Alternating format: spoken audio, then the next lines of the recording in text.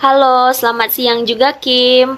Wah, dari suaranya, kedengarannya kayaknya Kim semangat sekali ya. Iya dong Bu. Gimana nih kabarnya Kim? Kalau kabar Kim sih baik Bu. Bu Lisa sendiri gimana kabarnya? Kabar ibu juga baik kok. Oh ya, ngomong-ngomong kayaknya kamu sekarang udah banyak kegiatan ya? Lumayan sih Bu. Apalagi sekarang Kim udah semester 5. Walaupun kuliah online, tugasnya ngalir terus Bu. Namanya juga mahasiswa ya, pasti tugasnya banyak. Kan bukan anak TK lagi. Tapi ingat, biar Kim gak stres karena tugas-tugas yang numpuk, Kim juga bisa loh meluangkan waktu untuk mencari kesenangan sendiri. Ya, hitung-hitung biar rileks gitu pikirannya. Nah iya Bu. Biasanya Kim nonton drakor, terus suka streamingan MV-nya BTS. Kadang juga suka scroll-scroll TikTok gitu Bu. Nah iya, nggak apa-apa itu, asalkan kamu selalu ingat waktu ya. Pastinya dong Bu.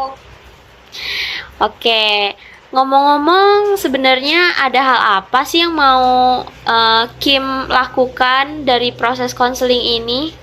Apa yang Kim mau maksud ibu ya? Kim mau cerita sama ibu karena Kim merasa bingung Bu mau cerita sama siapa lagi kalau bukan sama ibu. Baiklah, namun sebelumnya kamu udah pernah belum ikut layanan konseling? Belum pernah Bu, ini baru mau pertama kalinya sih Bu saya mengikuti layanan konseling. Baiklah, kalau begitu, ibu akan jelaskan terlebih dahulu apa itu konseling ya. Oke Bu. Nah, layanan konseling ini merupakan proses pemberian bantuan yang dapat diberikan kepada perorangan ataupun kelompok yang mengalami suatu masalah dengan tujuan ya agar seseorang itu mampu ya mengatasi masalah yang sedang ia hadapi dan ia mampu berkembang secara optimal dalam segala aspek kehidupannya, baik itu secara sosial, karir, pendidikan, dan lainnya. Dan seperti kesepakatan yang udah kita buat ya sebelumnya, kalau nanti di pertengahan jalannya proses konseling hari ini kamu menemukan kendala seperti sinyal dan sebagainya, nanti tolong ya kamu konfirmasi sama ibu. Nah, kemudian saya minta untuk cari tempat yang aman dan nyaman ya untuk melakukan konseling hari ini, dan usahakan dapat sinyal yang stabil ya. Dan yang paling penting ya dari proses konseling ini yaitu asas kerahasiaan, di mana ibu sebagai konselor sendiri menjaga apapun yang Kim sampaikan hari ini ya, begitupun sebaliknya. Nah, Kim juga diharapkan untuk nggak menceritakan proses jalannya konseling hari ini dengan orang lain. Dan karena kita melakukan konseling menggunakan telepon seperti ini, Ibu harap kamu nggak merekam jalannya proses konseling hari ini ya. Apakah bisa dimengerti? Oh bisa Bu, bisa dimengerti kok Bu. Gitu ya Bu ya. Dan sekarang Kim juga udah cari tempat yang nyaman dan sinyalnya juga udah cukup stabil sih Bu. Baiklah, terima kasih ya Kim. Lalu kira-kira hal yang seperti apa nih yang Kim harapkan dari proses konseling hari ini? Dari proses konseling hari ini yang Kim harapkan itu dapat pencerahan dari Ibu dan tentunya kelegaan karena unek-unek yang Kim miliki ini bisa tersampaikan. Ya tentu Kim nggak mau terus-menerus memikirkan masalah ini Bu. Jadi intinya ya Kim berharap bisa menyelesaikan masalah ini dengan bantuan dan bimbingan dari Ibu. Gitu Bu. Baiklah kalau begitu. Nah, sekarang yuk ceritain sama ibu masalah kamu. Sebenarnya Kim capek Bu.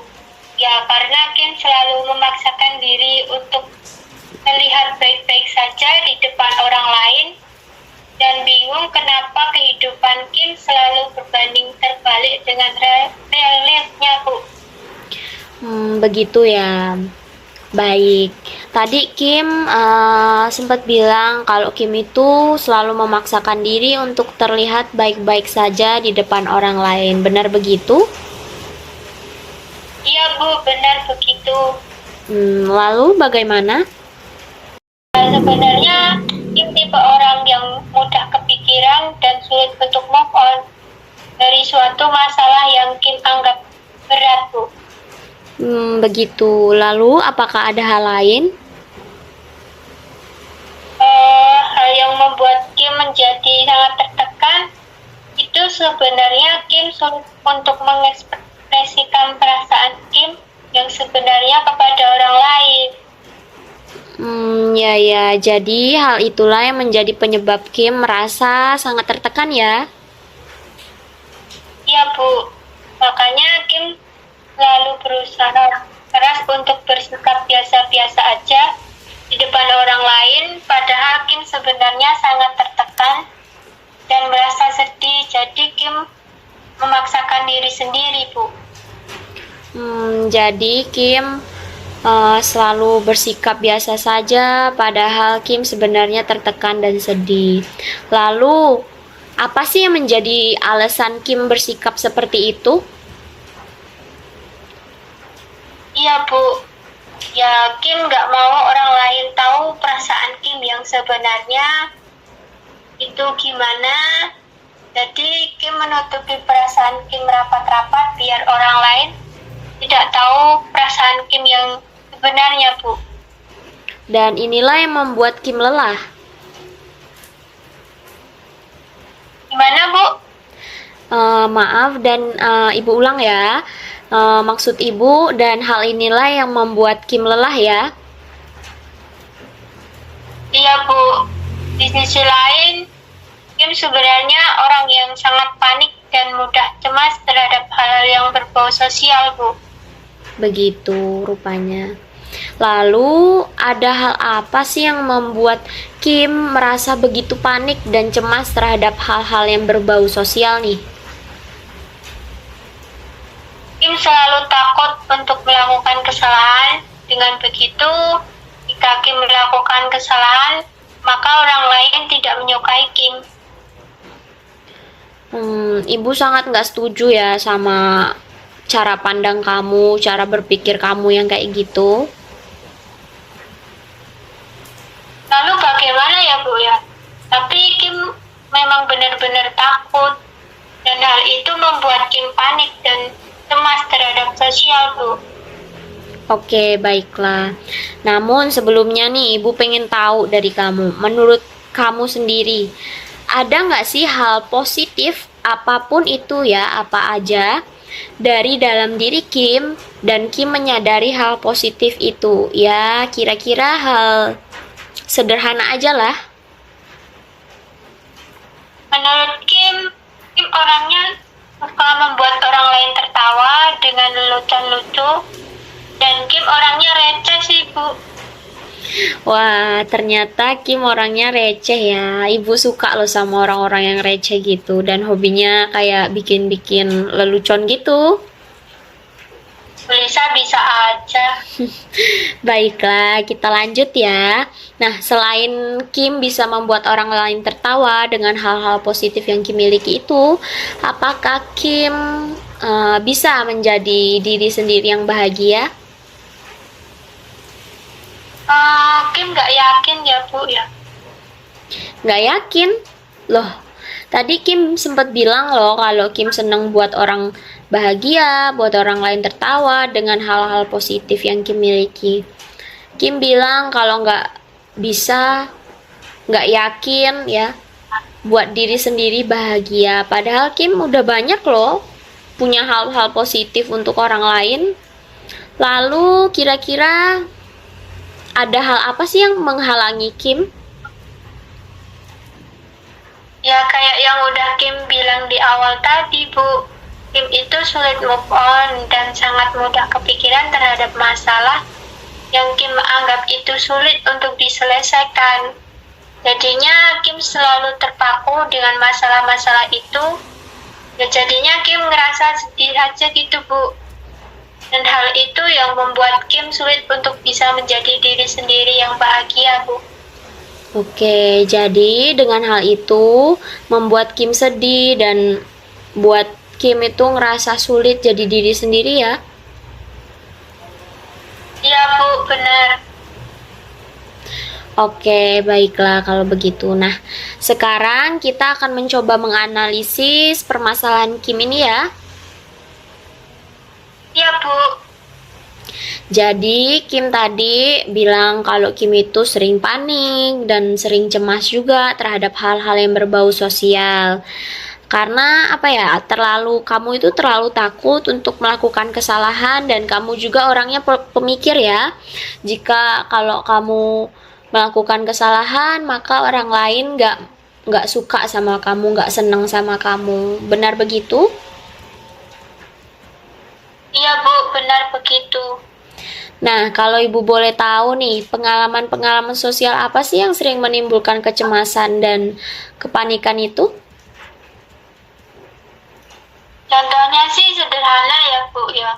Kayak saat Kim berbicara dengan orang lain, baik itu teman dekat dan orang yang Kim kenal, tapi Kim tetap merasa panik dan cemas untuk berbicara kepada mereka. Lalu contoh yang kedua, mungkin saat Kim melakukan sesuatu hal di depan orang lain, Kim merasa ada suatu tekanan dalam diri Kim untuk melakukan sesempurna mungkin. Ya karena tadi, Bu, Kim takut melakukan kesalahan walaupun itu kesalahan yang dianggap kecil. Begitu ya. Dan kira-kira udah berapa lama nih Kim ngerasa cemas dan panik kayak gitu? Ya kira-kira sudah sejak masuk SMA sih, Bu. Oh, sejak masuk SMA ya.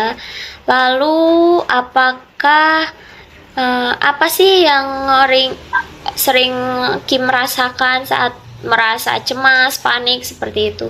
Maksudnya dalam artian secara fisik ya? Iya, Bu. Dan yang sering Kim rasakan itu kayak pusing, mual, telapak kaki dan telapak tangan terasa dingin, berkeringat, lalu tubuh itu terasa panas, dingin, dan gemeteran gitu, Bu. Kemudian biasanya apa yang Kim lakukan saat gejala panik itu muncul? Biasanya Kim langsung menundukkan kepala, mengatur nafas, memejamkan mata, dan mengepalkan telapak tangan, Bu. Baiklah, selain itu, adakah hal yang bisa membuat Kim ngerasa lebih baik gitu atau lebih tenang? Kalau yang Kim rasa sih lebih suka hal yang kayak dengerin musik, kesukaan Kim, membereskan kamar, mengepel lantai gitu ya, Bu. Dan hal lainnya ya yang biasa bikin Kim tenang itu mengelus dan bermain sama Mochi, Bu. Oke, baiklah. Lalu tadi di awal Kim sempat bilang ya kalau Kim itu masih suka terpaku dengan masalah-masalah kelam yang pernah kamu alami. Jadi hal inilah yang menjadi sumber penyebab Kim itu orangnya sulit untuk move on dan juga orang yang pemikir. Nah, namun menurut Kim sendiri nih, gimana ya caranya kira-kira agar Kim ini bisa move on gitu dari masalah-masalah kelam itu? Ya, apa sih ya yang bisa Kim lakukan kira-kira? Kim pengen banget sih, Bu, bisa move on dan bebas dari masalah-masalah itu. Dan kalau menurut Kim, hal yang bisa dilakukan itu kayak merelakan, melupakan, dan fokus pada kehidupan di masa depan Kim, Bu. Nah, bagus itu Kim. Ibu setuju ya dengan pandanganmu tadi. Jadi, menurut Kim sekarang ya, mana sih yang lebih baik? berlarut-larut memikirkan masalah itu, atau Kim mau bangkit dan belajar move on? Kalau menurut Kim sih ya move on sih Bu, tapi ragu. Loh, katanya milih move on, tapi kok malah ragu? Gimana nih menurut Kim? Gimana ya Bu ya? Oke, baiklah. Sekarang kita mencoba untuk mencari jalan keluar dari permasalahan kamu ini ya. Nah, coba Kim, sekarang kamu pikirkan ya. Kalau kamu memilih move on dan bangkit, kira-kira hal baik apa sih yang bisa kamu dapatkan? Hal baiknya ya Kim bisa merasakan kebebasan dari jerat masalah itu Bu. Nah, jawaban yang bagus itu Kim. Jika begitu, sekarang kita sedikit bergeser ya, bagaimana cara agar kamu itu bisa move on dan bangkit dari masalah itu, oke? Oke Bu. Nah, tadi Kim sudah mengungkapkan beberapa hal yang bisa kamu lakukan untuk move on ya, seperti merelakan, melupakan, dan fokus pada kehidupan kedepannya. Namun di sini ibu mau menambahkan kalau kamu itu juga perlu menyadari bahwa kehidupan itu pasti terus berjalan. Sedih, senang, ya itu hal yang wajar gitu. Jadi akan selalu ada dan terus silih berganti gitu. Kadang kita juga mendapatkan kesedihan, menemukan kesedihan, kadang juga kita menemukan kesenangan. Ya itulah hidup gitu loh. Sampai di sini kira-kira Kim paham kan? Paham kok Bu. Lalu apa ada hal lain yang bisa dilakukan Kim agar bisa bangkit dan move on dari masalah itu Bu? Tentu ada Kim ya, tentu ada. Kamu juga perlu loh mencurahkan unek-unek kamu, perasaan kamu. Jadi jangan menampungnya sendiri gitu loh. Itu kayak cuman bikin kamu sakit, cuman bikin kamu lelah sendiri gitu. Ya kalau kamu ngerasa bahwa masalah yang kamu hadapi itu berat, ya kamu udah nggak kuat, kamu bisa kok cerita sama orang lain yang bisa kamu percaya untuk ya menjaga rahasia kamu gitu. Kalau dipikir-pikir, benar juga ya Bu. Lama ini Kim selalu menyimpannya sendiri dan ternyata hal itu sangat melelahkan dan menyakitkan ya Bu. Benar itu Kim. Itu memang sangat malah buat kamu capek sendiri gitu loh. Nah selain itu kamu juga perlu loh memaafkan orang-orang yang mungkin ya pernah menyakiti kamu, pernah menyakiti perasaanmu. Ini salah satu kunci utama agar kamu bisa bangkit seperti itu ya. Sesakit apapun, ibu harap kamu ya bisa belajar untuk melepaskan maaf bagi mereka. Saat ini Kim sedang belajar untuk memaafkan orang-orang yang pernah melukai Kim, Bu. Benar, Kim. Nah, selain memaafkan orang lain, kamu juga perlu loh minta maaf sama dirimu sendiri. Ya, alasannya ya karena kamu sempat menyakiti diri sendiri ya dengan bersikap baik-baik itu. Dan kamu juga terlalu sering memendam masalah sendiri dan itu membuat kamu lelah. Mengerti kan maksud ibu? Oh, Kim ngerti kok, Bu. Jadi Kim perlu minta maaf dengan diri sendiri karena selama ini Kim sudah menyakiti diri sendiri, gitu ya Bu ya? Iya Kim, benar. Namun ingat, kamu juga perlu loh menghargai dan menerima diri sendiri. Ya berpikir bahwa ya inilah diri Kim yang apa adanya. Wajar kok kalau kamu ngelakuin kesalahan-kesalahan kecil di depan orang lain seperti itu. Ya manusia kan gak ada yang sempurna Kim. Nah ibu juga lihat bahwa kamu juga ini memiliki banyak hal-hal positif yang udah tertanam dalam dirimu. Ya ibu harap kamu bisa pertahankan dan kembangkan hal ini. Pikirkan dirimu juga Kim. Nah kamu juga itu perlu dan berhak untuk bahagia. Kim rasa selama ini Kim kurang menghargai diri sendiri dan selalu ingin membuat orang lain bahagia.